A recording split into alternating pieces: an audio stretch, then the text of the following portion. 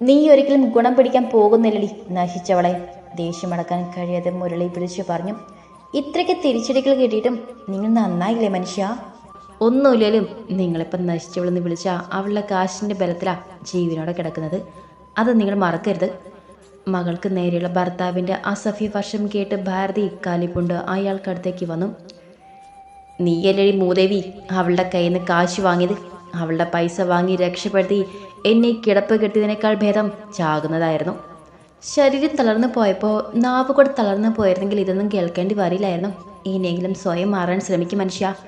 ആ പോയത് നിങ്ങളുടെ കൂടെ ചോരയാ. എടി, നീ നിന്റെ മക്കളും കൂടി അവളുടെ കാശ് കൊണ്ടല്ലേ അങ്ങോട്ട് ചാഞ്ഞത്. എന്നെ സംബന്ധിച്ച് പുകഞ്ഞു കൊള്ളി എന്നും പുറത്താ. നിനക്കൊക്കെ കാശിനോട് ആർത്തിയുള്ളത് കൊണ്ട് ഇപ്പോൾ അവളെയും താങ്ങി നടക്കുന്നു. ചത്താലും എന്നിൽ നിന്നും അതൊന്നും ആരും പ്രതീക്ഷിക്കേണ്ട. അവളുടെ കയ്യിലെ 10 പുത്തനും കണ്ടതും എൻ്റെ കണ്ണ് മഞ്ഞളിക്കില്ല. മാസാമാസം നല്ല കാശ് നീ എണ്ണി മേടിക്കുന്നുണ്ടാകുമല്ലോ. അതിനൊക്കെ നീ മേടിക്കുകയാണെന്ന് എനിക്കറിയാം. നിങ്ങൾ വെറുതെ വായിൽ തോന്നിയത് പറയരുത്. അവളുടെ കാശ് കണ്ടൊന്നുമല്ല ഞങ്ങളവളെ സ്നേഹിക്കുന്നത്. നിങ്ങളുടെ ആശുപത്രി ചിലവിന് വേണ്ടി മാത്രമേ ഞാൻ അവളോട് പൈസ വാങ്ങിയിട്ടുള്ളൂ. അല്ലാതെ ഈ വീട്ടിലെ മറ്റു കാര്യം നോക്കുന്നത് ആയിരത്തി അധ്വാനിച്ചുണ്ടാക്കുന്ന കാശുകൊണ്ടാ. അതുകൊണ്ട് ചുമ്മാ അനാവശ്യം വിളിച്ച് പറഞ്ഞാൽ പച്ചവെള്ളം തരില്ല ഞാൻ.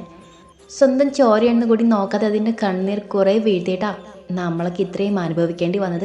കിടപ്പിലായിട്ടും നിങ്ങൾക്കിനി മതിയായില്ലെങ്കിൽ സ്വയം അനുഭവിച്ചോ. പട്ടിയുടെ വാല് 12 കൊല്ലം കുഴലിട്ടാലും വളഞ്ഞിരിക്കും. അതുപോലെ നിങ്ങളുടെ സ്വഭാവം. മുരളിയെ നോക്കി ചുണ്ടുകൊട്ടി ഭാരതി പുറത്തേക്ക് ഇറങ്ങിപ്പോയി.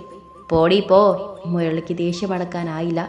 നശിച്ചു പോകുമെന്ന് പ്രാഗി തള്ളിക്കളഞ്ഞ മൂത്തമകൾ ഭർത്താവും കുട്ടിയുമൊത്ത് നല്ല നിലയിൽ കഴിയുന്നത് അയാളുടെ മനസ്സിനെ അസ്വസ്ഥപ്പെടുത്തിക്കൊണ്ടിരുന്നു. ഹാളിൽ നിന്നും ഉയർന്നു കേൾക്കുന്ന കളിച്ചിരികൾ മനഃപൂർവ്വം കീഴിൽ നിന്നടിച്ച മിഴികൾ ഇറുക്കി അടിച്ച മുരളി ആ കിടപ്പ് കിടന്ന് തൻ്റെ ദുർവിധിയോർത്ത് ഒരു നിമിഷം അയാളുടെ മനസ്സ് വേദനിച്ചു. മറ്റുള്ളവരുടെ ദയയിൽ ഇങ്ങനെ ജീവിക്കുന്നതിനേക്കാൾ ഭേദം മരണമാണ് നല്ലതെന്ന് മുരളിക്ക് തോന്നി. പക്ഷെ ചെയ്തു കൂട്ടി പാപങ്ങൾക്കുള്ള ശമ്പളം കിടന്ന കിടപ്പിൽ അനുഭവിക്കാനായിരുന്നു അയാൾക്ക് യോഗം. ഉച്ച കഴിഞ്ഞപ്പോഴേക്കും വീട്ടിലെല്ലാവരോടും യാത്ര പറഞ്ഞ് അവരിറങ്ങി. അമ്മേ, ഇത് കുറച്ച് കാശാണ്, ഇവിടുത്തെ ചിലവിന് വെച്ചോളൂ. ഇറങ്ങാൻ നേരം ആതിര ഒരു പൊതി ഭാരതിക്ക് നേർക്ക് നീട്ടി. വേണ്ട മോളെ, ഇവിടുത്തെ ചിലവ് കഴിഞ്ഞ് പോകാനുള്ള പൈസയ്ക്ക് ആരതിക്ക് കിട്ടുന്നുണ്ട്. ആവശ്യം വന്നാൽ ഞാൻ നിന്നോട് ചോദിച്ചോളാം. ഇപ്പം ഈ പൈസ മോള് തന്നെ വെച്ചോ. ആത്മാർത്ഥമായിട്ടാണ് ഭാരതി അത് പറഞ്ഞത്. ആതിര ഏറെ നിർബന്ധിച്ചെങ്കിലും അവരത് വാങ്ങാൻ കൂട്ടാക്കിയില്ല. ആരതി, ഇത് നിന്റെ കയ്യിലിരിക്കട്ടെ. ആവശ്യം വരുമ്പോൾ നീ തന്നെ അമ്മയ്ക്ക് കൊടുക്ക്.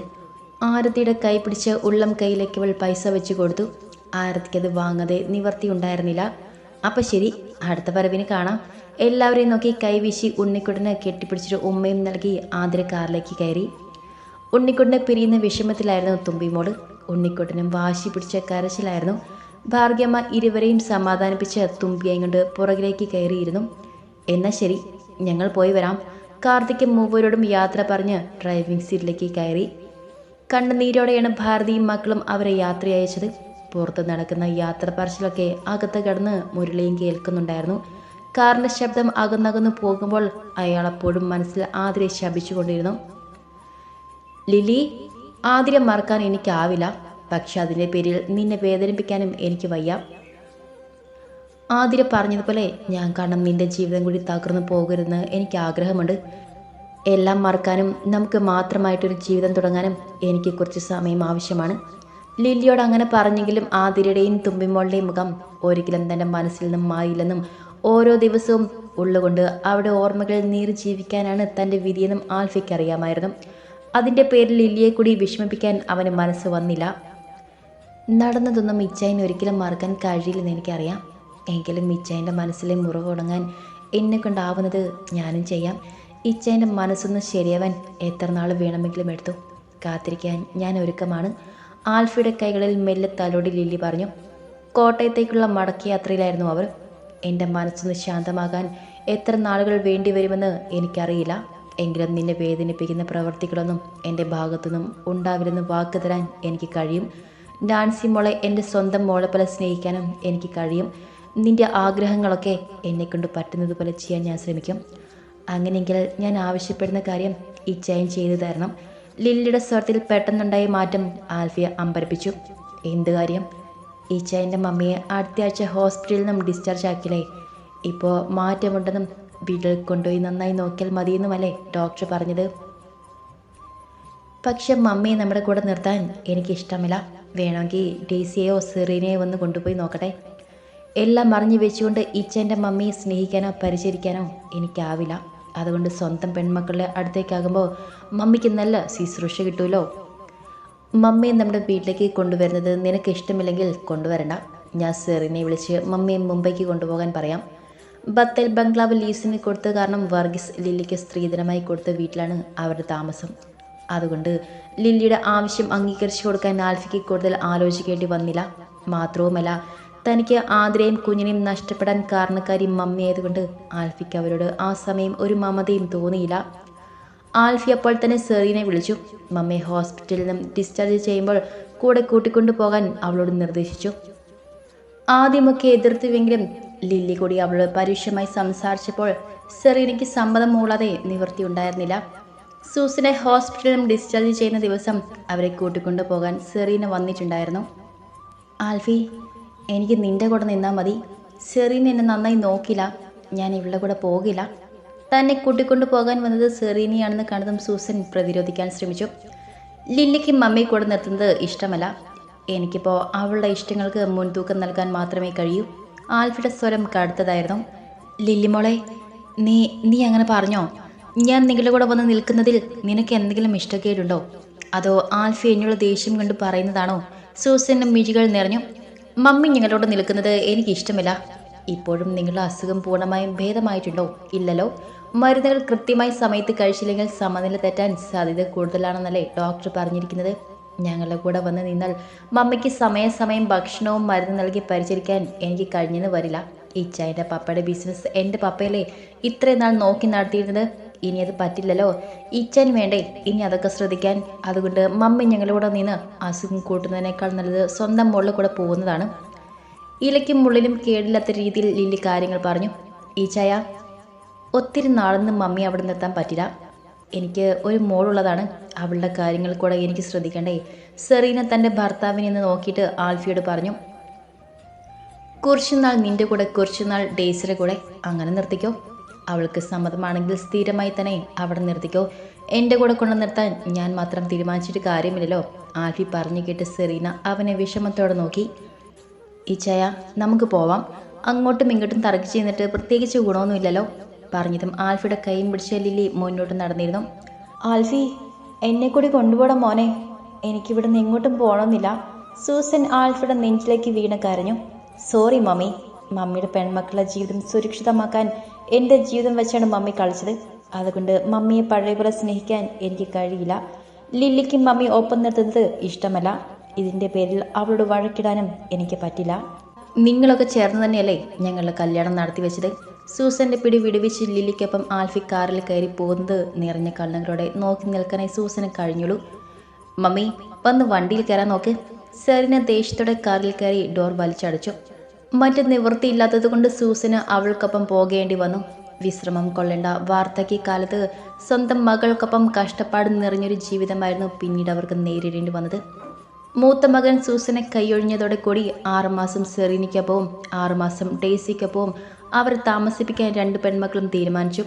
ആതിരയുടെയും തുമ്പിമോളുടെയും ഓർമ്മകളിൽ മനസ്സിൽ നേരെ ഉള്ളിലെ വേദന പുറത്തു കാട്ടാനും കഴിയാനാവാതെ ആൽഫി ലില്ലിക്കും ലാൻസി മോൾക്കുമൊപ്പം ജീവിതം തള്ളി നീക്കാൻ ശ്രമിച്ചു. തൻ്റെ ജീവിതം ഇത്രമേൽ വേദനജനകമാക്കാൻ കാരണക്കാരായ മമ്മിയെയും പെങ്ങന്മാരെയും ആൽഫി അവനിൽ നിന്നും അകറ്റി തന്നെ നിർത്തി.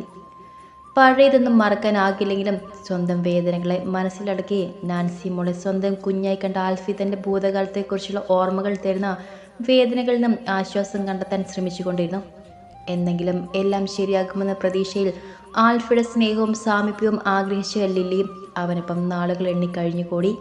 വീട്ടിൽ നിന്നുമുള്ള മടക്കയാത്രയിൽ ആതിര അതീവ സന്തുഷ്ടിയായിരുന്നു. വിൻഡോയിലൂടെ പുറത്തേക്ക് നോട്ടമെറിഞ്ഞ ചിന്തകളിൽ മുഴുകിയിരിക്കുകയായിരുന്നു ആതിര. സമയം രാത്രിയേറെ വൈകിയിരുന്നു. തുമ്പിമോളും അമ്മാമ്മയും നല്ല ഉറക്കത്തിലാണ്. എന്താടോ ഇത്ര വലിയ ആലോചന? പ്രേമപൂർവ്വമുള്ള കാർത്തികിന്റെ ചോദ്യം കേട്ട് അവൾ ഞെട്ടി പിന്തിരിഞ്ഞു. കാർത്തികൻ എന്തെങ്കിലും പറഞ്ഞോ? മുഖത്തേക്ക് പാറി വീഴുന്ന മുടിയിഴകൾ അവൾക്കായി കൊണ്ടൊതുക്കി. എന്താണ് ഇത്ര ആലോചന? താൻ ഈ ലോകത്തൊന്നുമല്ലല്ലോ.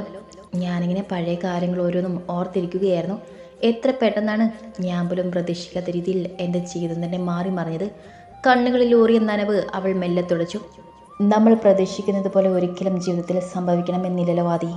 പിന്നെ തനിക്ക് സങ്കടങ്ങൾ മാത്രം തന്നിരുന്ന ആ കാലത്തെക്കുറിച്ച് വെറുതെ ഓർത്ത് സങ്കടപ്പെടാൻ നിൽക്കണ്ട.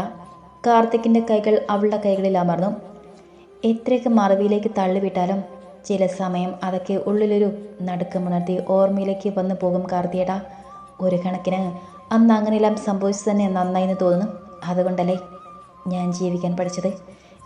എൻ്റെ കൂടെ താൻ ഹാപ്പിയാണോ ആദി? തീർച്ചയായും. ആ ചോദ്യത്തിന് മറുപടി പറയാൻ അവൾക്കൊട്ടും ആലോചിക്കേണ്ടി വന്നില്ല. ആൽഫിയുടെ കാര്യമോർത്ത് സങ്കടമുണ്ടോ തനിക്ക്? ഒരിക്കലുമില്ല. ആൽഫിയുടെ കാര്യത്തിൽ പണ്ട് ഇത് തന്നെയായിരുന്നു എൻ്റെ തീരുമാനം. പിന്നെ തുമ്പി മോളെ അവനൊരിക്കലും തിരിച്ചറിയരുതെന്ന് ഞാൻ ആഗ്രഹിച്ചിരുന്നു. പക്ഷെ അമ്മമ്മ അത് കുളമാക്കി. നിരാശയോടെ അവൾ പറഞ്ഞു. അതൊന്നും സാരമില്ല. മോളുടെ പേരിൽ അവകാശം പറഞ്ഞു വരരുതെന്ന് താൻ അവനോട് പറഞ്ഞിട്ടില്ലേ? അതുകൊണ്ട് ആൽഫിയിൽ നിന്നും ഒരു ശല്യം ഭാവിയിൽ ഉണ്ടാകുമെന്ന് കരുതണ്ട. അതുണ്ടാവില്ലെന്നറിയാം. എങ്കിലും കൺവെട്ടത്ത് വരാതെ ദൂരെ എവിടെയെങ്കിലും മറിഞ്ഞെന്നെങ്കിലും ആൽഫി മോളെ കാണാൻ ശ്രമിക്കും. അതെനിക്ക് ഉറപ്പുണ്ട്. അങ്ങനെ കണ്ടു പോകുന്നെങ്കിൽ പോയിക്കോട്ടെ ആദി. അങ്ങനെയെങ്കിലും മോളുടെ വളർച്ച കണ്ട് ആൽഫിക്ക് സന്തോഷവും സമാധാനവും ഉണ്ടാവുന്നെങ്കിൽ ഉണ്ടാവട്ടെ. കാർത്തിയേട്ടൻ എന്താ ആൽഫിയുടെ ഒരു അനുകമ്പ? സത്യത്തിൽ ആദ്യമൊക്കെ ഗർഭിണിയായി തന്നെ ഉപേക്ഷിച്ചു പോയ ആൽഫിയോട് എനിക്ക് കടുത്ത ദേഷ്യമാണ് തോന്നിയത്.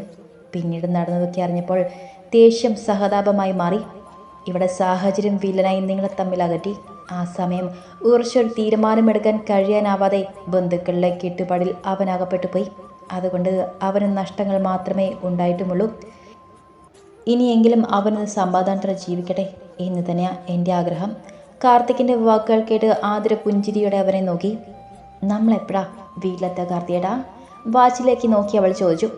ഇനിയും 1 മണിക്കൂർ കൂടെ പോകാനുണ്ട്. അതുവരെ താൻ മയങ്ങിക്കോ. എത്തുമ്പോൾ ഞാൻ വിളിക്കാം. ശരി. ക്ഷീണമുള്ളത് കൊണ്ട് ആതിര സീറ്റിലേക്ക് ചാരി കണ്ണുകളടച്ച് കിടന്നു. പുലർച്ചെ 4 മണിയോടെയാണ് അവർ കാർത്തിക്കിൻ്റെ വീട്ടിലെത്തിച്ചേർന്നത്. ഷൈനിയുടെ ബ്രദറിൻ്റെ വിവാഹത്തിൽ പങ്കെടുത്ത ശേഷം ലീവ് തീർന്നതിനാൽ അവരെല്ലാവരും മടക്കയാത്രയ്ക്കായി തയ്യാറായി. 2 മാസത്തെ വെക്കേഷൻ കഴിഞ്ഞു പോയത് അവർ അറിഞ്ഞതേയില്ല. ഈ തവണ തിരികെ പോകുമ്പോൾ ഹേമലതയും കാർത്തിയും അവർക്കൊപ്പമുണ്ട്. ഫ്ലൈറ്റിൽ കാർത്തികിന് നെഞ്ചിൽ മുഖം ചേർത്ത് ആതിര കിടന്നു. ഇടത് കൈകൊണ്ട് അവൾ നെഞ്ചോരം ചേർക്കുമ്പോൾ അവൻ്റെ വലം നെഞ്ചിൽ ചൂടിൽ പറ്റിച്ചേർന്ന് ശാന്തമായി ഉറങ്ങുന്ന തുമ്പിമോളയും ഒരിക്കലും ആർക്കും വിട്ടുകൊടുക്കില്ല എന്ന വാക്കുപോലെ ചേർത്തണച്ചു. തൻ്റെ ജീവിതത്തിലെ കഷ്ടതകളും ദുരിതങ്ങളും നീക്കി സൗഭാഗ്യം കൊണ്ടുവന്ന മറുതീരത്തേക്ക് അവൾ കാർത്തിക്കിനൊപ്പം സമാധാനവും സന്തോഷവും നിറഞ്ഞ പുതിയൊരു ജീവിതത്തിലേക്ക് പറന്നുയർന്നു.